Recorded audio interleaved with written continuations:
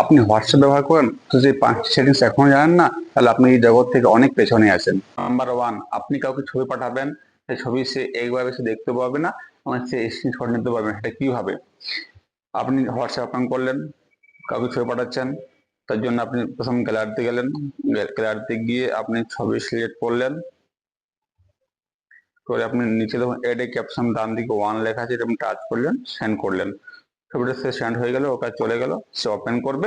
Open করার পরে আপনার ছবি সে একবার বেশি সিন করতে পারবে না এবং সেটা স্ক্রিনশট নিতেও পারবে না।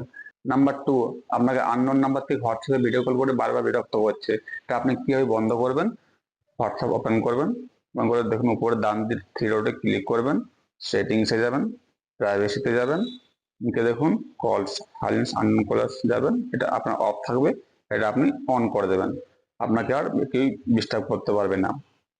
নাম্বার 3, আপনি কারো মেসেজ প্রাইভেসি রাখতে চান, তাহলে আপনার সিলেক্ট করতে হবে, এটা আপনাকে সিলেক্ট করতে হবে, ডান দিকে থ্রি ডট ক্লিক করে আপনাকে লক চার্টে গিয়ে কন্টিনিউ করে আপনার পাসওয়ার্ড প্যাটার্ন ফিঙ্গারপ্রিন্ট যা আছে সেটা দিয়ে আপনাকে লক করতে হবে।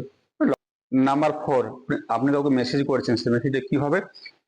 একসঙ্গে দুদিকে ডিলিট হয়ে যাবে, তার জন্য আপনাকে মেসেজের এটা ওপেন ওপেন করলেন, ডান দিয়ে উপর থ্রি ডটে ক্লিক করলেন, দেখুন নিচে ডিসঅ্যাপিয়ারিং মেসেজ, এটা ওপেন টাচ করলেন, এই দেখুন 24 hour 7 days 90 days off off থাকলে ডিলিট হবে না, 24 আওয়ার ক্লিক করলে 24 ঘন্টা পরে ওই মেসেজটা অটোমেটিকলি ডিলিট হয়ে যাবে।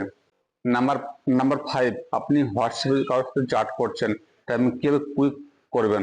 তাই জন্য আপনাকে এই যে ডান দিকে সেন্ড বোতাম আছে, সেটা আপনি কীভাবে নিচে নামিয়ে আনতে পারবেন? তাই জন্য আমাকে কী করতে হবে? বেঁকে গিয়ে উপরে থ্রি ডটে ক্লিক করবেন, সেটিংসে যাবেন, চার্টে যাবেন, চার্টে গিয়ে ইন্টার সেন্ড এটা অন করে দেবেন, দেখুন আপনার সেন্ড বোতাম নিচে নেমে এসে দেখুন সেন্ড করে দেবেন।